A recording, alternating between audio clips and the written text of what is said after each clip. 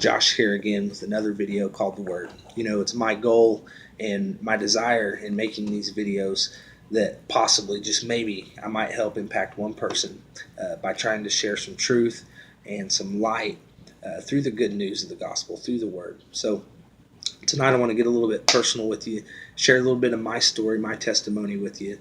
And the interesting thing about it is you can find my exact story in the scriptures. I am a true life prodigal son. So the story tonight is the prodigal son. You can find it in Luke chapter 15, verse 11 through 24. And for the sake of the video tonight, I'm not going to read it to you, but it's an awesome story. I encourage you guys to go back and read it.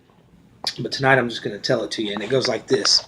There was a father who had two sons, and the youngest son was selfish, he was impatient, and he was ungrateful, and he was disrespectful to his father. And he said, just give me my inheritance, just give me what belongs to me, what's rightly mine, and I'm leaving, I'm out of here. And so reluctantly, that's what his father did. So the young son ventures out, and it doesn't take long before he finds himself in a situation that he could have never imagined, through a bunch of frivolous living, some selfish living, and a bunch of bad choices. The young son finds himself at rock bottom in his life. He went from being in a household that had many servants to now he was a servant in somebody else's house in a strange land, the lowest of the low servants. He was in charge of feeding the pigs, and it got to the point to where he didn't even have anything to eat. He was eating the pig slop that he was supposed to be feeding the pigs, and no one was giving him any charity. No one was helping him out. He was truly at rock bottom. And one day he woke up and he realized, he said, this isn't me. This isn't who I am. This isn't how I was created or how I was raised. And so he tells himself, I'm going to go back to my father's house, and I'm going to ask him, please just make me a servant. Make me a servant so that I don't have to sleep outside no more, and I'll be satisfied. He didn't expect to find, mercy or forgiveness from his father. But what he did find from his father took his breath away. Instead of finding scorn and resentment and punishment, his father met him with a hug and a kiss, and loved him and embraced him and welcomed him back into the house. And not just welcomed him back into the house, but restored him everything that he had before, made a great celebration, put the finest garments on him, put a ring on his finger. And he wasn't expecting that. That's not what he expected to find when he came back to his father. But I'm here to tell you tonight that that's what you can find by coming back to God. See, like I said, I am the prodigal son. As a young child, had a pretty decent upbringing. My mom raised me in church, done the things that she was supposed to do to set me on the right path. But through some bad choices and things, I still chose to rebel.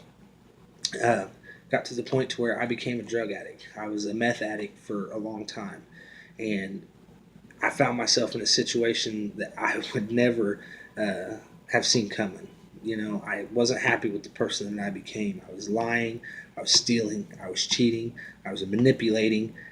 I became a person that I couldn't even look at in the mirror. And that's a pretty pitiful thing to think about, that there's a lot of people out in this world that have had a life of bad choices to where they're ashamed of who they are.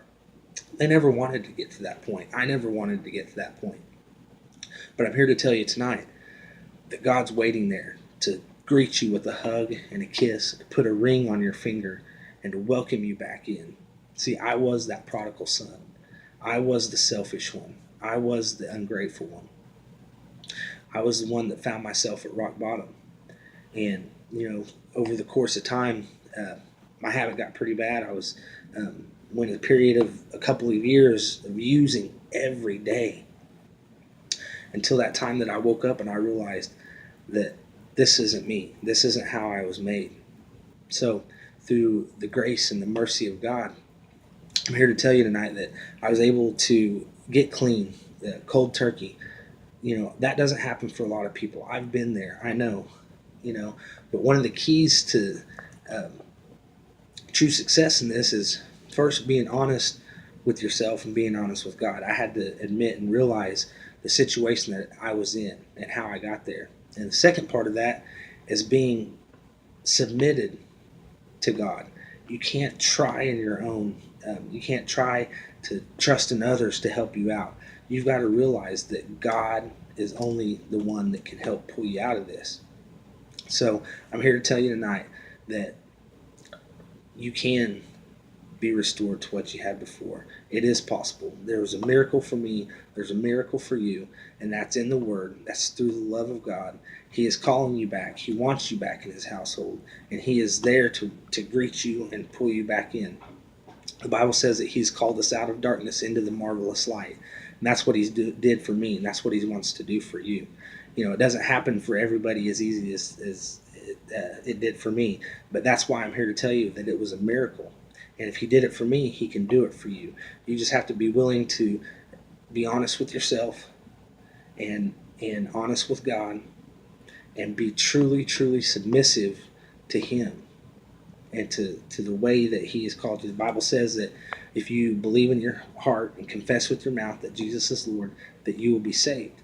And it comes to that point in time where you have to make a choice to allow the sacrifice that Jesus made for you on the cross to be your propitiation for your sin, to be your payment for sin. That's what that means. Is you've got to accept the payment that He's already paid for you, and He'll be there to welcome you back and welcome you in. Read Luke chapter 15, verse 11 through 24, story of the prodigal son. I hope that if you find yourself in a similar situation, that you come back to your father, to the Father's house. He is there to welcome you back and greet you with a hug and a kiss, put a ring on your finger, and it's through the love of God and through the sacrifice and the payment that Jesus made on the cross. He did it for me. He can do it for you. I'm a true life living example of that. Ex-meth addict, God restored me, helped me, delivered me from that addiction. I owe Him all the glory and all the credit, and He can do it for you. He loves you, and He's there for you.